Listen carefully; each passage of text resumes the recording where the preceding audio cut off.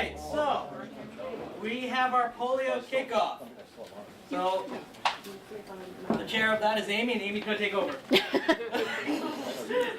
the most wonderful time of the year. All right. Get my notes. Where'd you put my notes? Did I just take them? Yep, you did. Okay. Let me take this back. And then, it's an exciting day for us. As everybody knows, we've set a really high polio goal. So I wanted to make sure that as a team, we're all talking the same language and that we all know what we're going to be plunging for. So wanted to bring everybody on board today with a big giant kickoff. So today we're going to outline how our club plans on fulfilling the promise of Rotary to provide a polio-free world. So let's really know what we're battling. Our goal is to eradicate the wild polio virus. We're talking about a disease that many people don't even know still exists. A disease so threatening that children were kept from pools during summer months, that shut down movie theaters, churches, and libraries. We're talking about a disease that can affect an entire family, often paralyzing or killing multiple siblings in the same day or same week. We're talking about a disease that nobody is naturally immune to, not even presidents of the United States. So it's no surprise that Rotary wanted to do something about polio. In 1979, Rotary International joined one government in partnership to immunize 6 million children in 5 years. Does anybody want to take a guess what country that was? Philippines. The Philippines, a country that we're helping today. In the 80s, that partnership was so successful that it led to the development of Rotary's Polio Plus program by 1985. And not long after that, in 1988, the Global Polio Eradication Initiative was launched, partnering Rotary with other international partners. And it was a success. Just 10 years later, after Polio Plus had freed 85 more countries from polio. And now our club's goal is to free the final 3, Pakistan, Afghanistan, and Nigeria, all while combating the new outbreaks in Syria with the most intensive vaccine program that has ever been launched. If you'd like to read more about the history of the eradication of the polio effort, I brought a couple of copies from Rotary International. It's called The Rise and Fall of Poliomyelitis.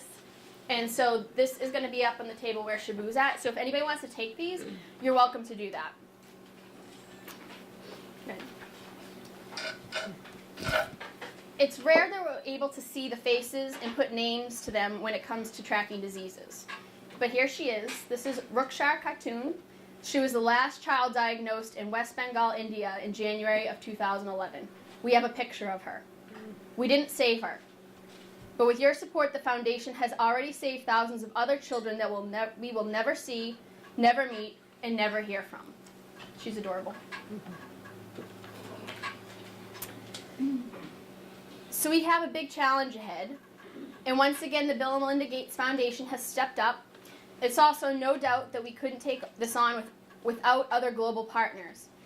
Many people think that Rotary is the minor league player in this list, but to put into perspective, when the new Director General of the World Health Organization, Dr. Margaret Chan, gave her inaugural address, she mentioned the Rotary partnership in her inaugural address to the world. We're also recognized by others, so we're going to watch a quick 4-minute clip to help us understand who we're standing with. Ladies and gentlemen, 2 years ago, the largest country on the Asian subcontinent was still infected with polio. 2 years ago, skeptics and cynics around the world said this country proves polio can't be eradicated. Ladies and gentlemen, today, India is polio-free. It's a matter of satisfaction that we have completed 1 year without any single new case of polio. Ladies and gentlemen, a polio-free India is a magnificent achievement, and it is Rotary's achievement. Rotary International is one of the key partners in the polio eradication efforts around the world. Well, without Rotary, this polio campaign wouldn't be anywhere. And the incredible effort that's been made from the very beginning is really unprecedented. Over the past 24 years of our partnership, Rotary has proven again and again that its 1.2 million Rotarians in 33,000 Rotary clubs in 170 countries around the world are much better than us, your partners, when it comes to the political and the societal challenge. You are better at convincing political leaders to hold local authorities and vaccinators accountable. You are better at convincing donor governments of the value in investing in polio eradication. Your voice, Rotary's voice, is the most powerful weapon we have in the war against polio. We have the resources at hand in the world to tackle the problem. It's just the will and the money to be able to continue the fight. But it's totally doable. I can see a great chance of success, but without redoubling the efforts, I know it won't come easily. You have convinced the world's health ministers now that the completion of polio must be declared an emergency for global public health. Your core partners are all going into emergency mode. If we back off now, the problem is going to get bigger and it's going to be even more expensive, especially if it spreads to different countries. It is a preventable disease. To give up on trying to eradicate a preventable disease, I think, is immoral. It's really almost unethical. Rotarians, make the case for full financing of eradication. Write to your governments, meet with your ministers of international assistance. Make sure your government knows how generous you, Rotarians, have been and challenge them to match you. You can't think of an organization that's put its reputation on the line and taken all of its capabilities, having volunteers, having a voice about the importance. It's really an unbelievable thing. It would be a huge, huge public health achievement to eradicate polio from the face of the earth. And you can do it. Today, Rotary's vision of a polio-free world is much, much closer to reality. The world is declaring the completion of polio eradication in these last few countries an emergency for global public health, because we believe in your dream of a polio-free world. Now, your energy, your advocacy, and your generosity must be the energy that drives this emergency. Rotarians, a polio-free tomorrow is this close now.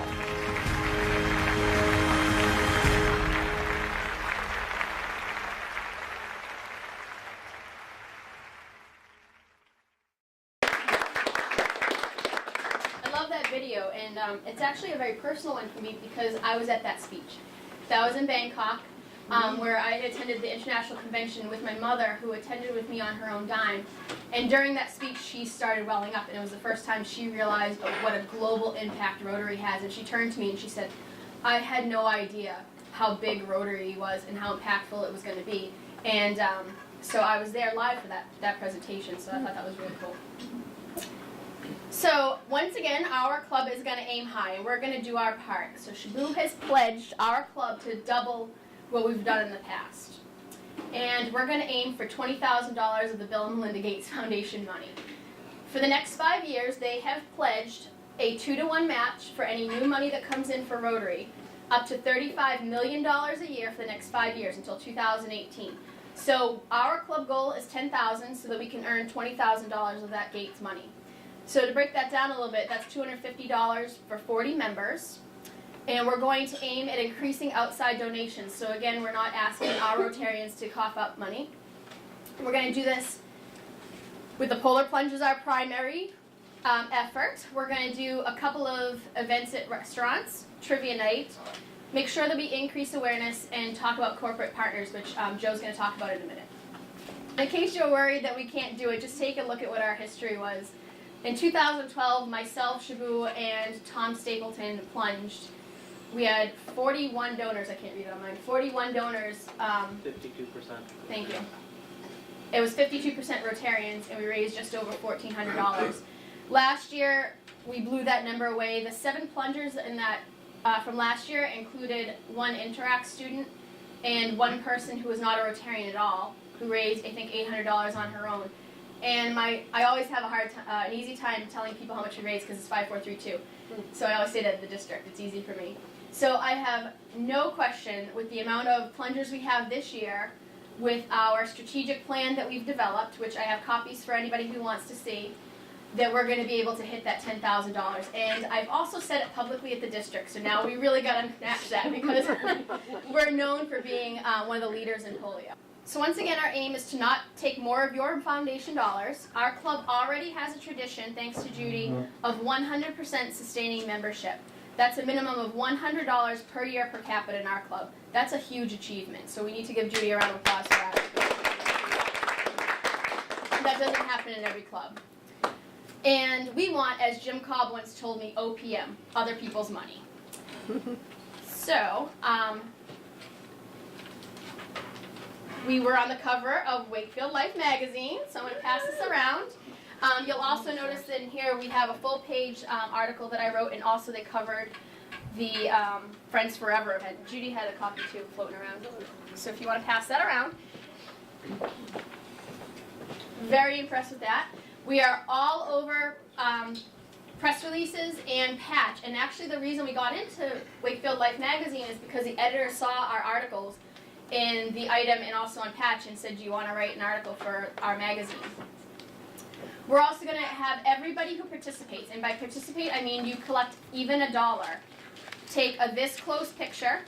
We're going to add it to the biggest commercial in the world, which is funded by endpolionow.org. And you all can be virtual plungers. So Elaine, do you mind handing out one to everybody? I have starter kits for everybody. Yep. So if you could pass those out. And again, we're just asking you to ask your friends, ask your families, not contribute yourself. But again, even if you raise $1, that's $1 that's going to go to your foundation, your Paul Harris Fellowship. And if you need more of what Elaine's passing out, I'll order some more from RI. And also I have tons of pledge sheets ready for you, for everybody. We have a trivia night coming up in January that Shabu's going to launch. And also Tom has been wonderful about putting all of our information up on WCAT, including the video, The Final Inch. And so now I just want to introduce you to our team's corporate partnership. He is a co-chair, so Joe, come on up.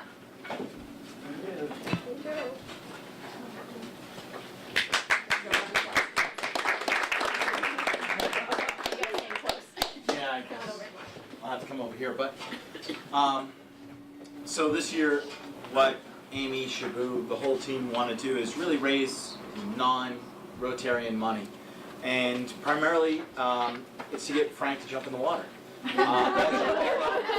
That's the primary goal. Secondary goal to end polio. But as we all know, if we raise $10,000, we're going to get Frank to jump in, and Bill and Melinda Gates will match with $20,000. So your efforts are going to make a big difference. And we already had our first corporate sponsor step up just today. Elaine has just committed $250 from Wakefield Co-op. So I know we have a number of other bankers in here too. So I guess we have a little competition in here. But again, that $250 already represents $750. So that makes a big difference. We appreciate that. So we're well on our way, and some of the things we're looking to do are. We're going to start with the Eat Out to End Polio. On December 11th from 2 to 9, the dockside here in Wakefield is giving 25% of the proceeds. Anything you spend there, as long as you come in with one of these tickets, there's 3 of them on a sheet, and hand this to them, they'll give 25% of the proceeds to our foundation, the foundation. Hold on a second. Shabu has them behind him, so hand out. So please, yeah, if you could hand those out, that'd be great. 25%. So again, that evening, that might be a great night out with the husband, with the wife, with the wife and the girlfriend, the husband and whatever. I'm not going to pass judgment. The more the merrier. The more money we raise, the better it is. And then on January 24th, Boston Yogurt is giving 20% from 12 to 9 p.m. So again, you have to walk in with this, hand it to them as you place your order, and 20% of the proceeds will go to this. So this is a great start, but we're looking for a lot more. And a couple of the ideas that we have are to, again, not only target the companies we work for, our own companies, but other companies we may partner with, other affiliations you may have. Some companies like to make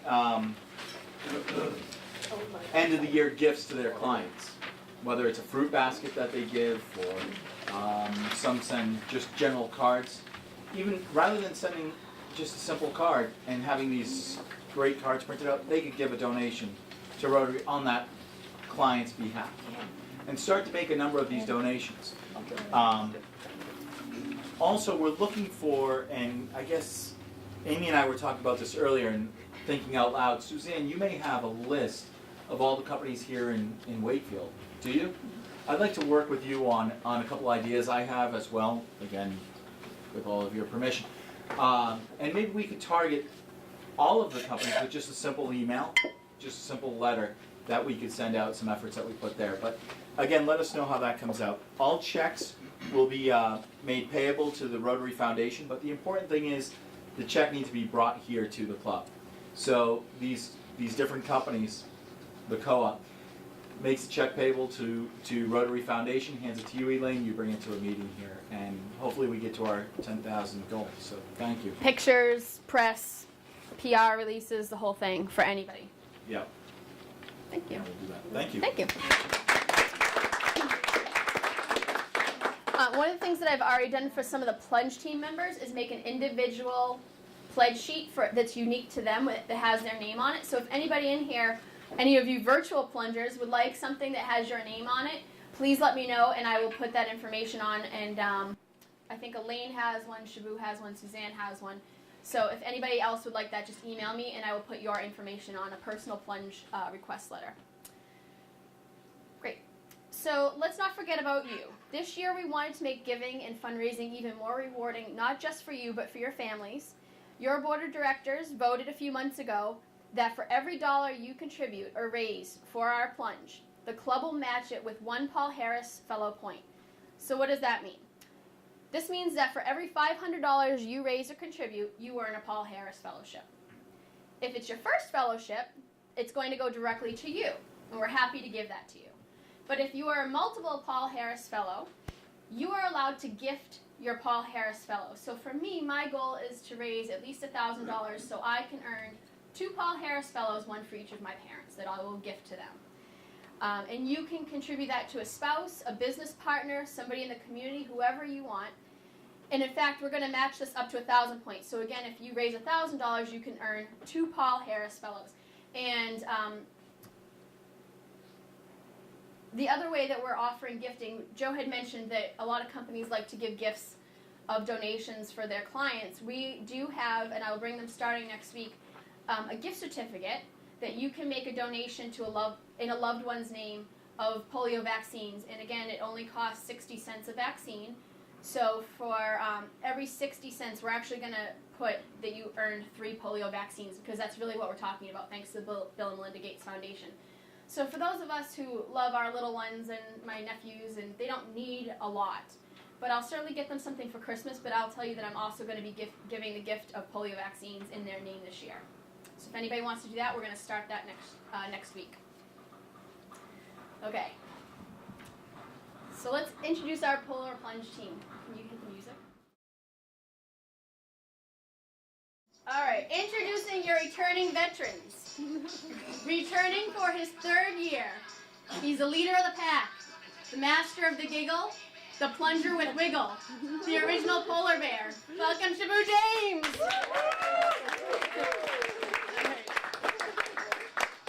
Also returning for his 3rd year, he's the polio smasher, the headwater splasher. He holds the key to WCAT, Tom Stapleton. And now, returning for his 2nd trip to the big pool, He's the giver of healing, the rotator cuff feeling, the high five dealing, back in high definition, Ed Hardy.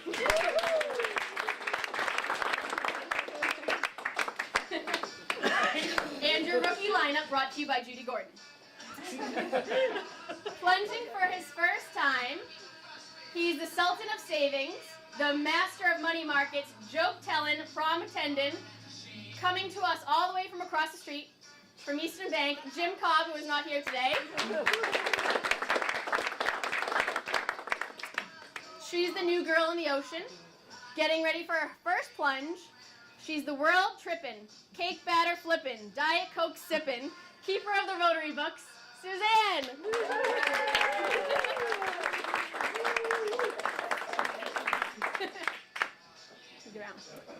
All right. Also getting ready for her inaugural plunge, the mistress of Main Street, the princess of the passbook, the queen of credit authorizations. Help me welcome all the way from the Co-op Bank, Elaine.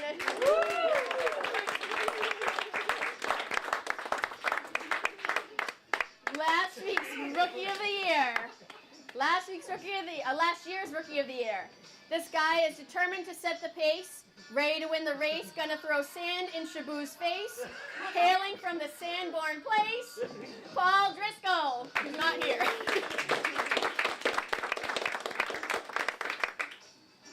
And join me as we welcome our final plunger. Pledging to sacrifice his health and well-being if we raise $10,000. Our own fine stealing, last week's joke dealing, baseball trivia champion of the world, Frank!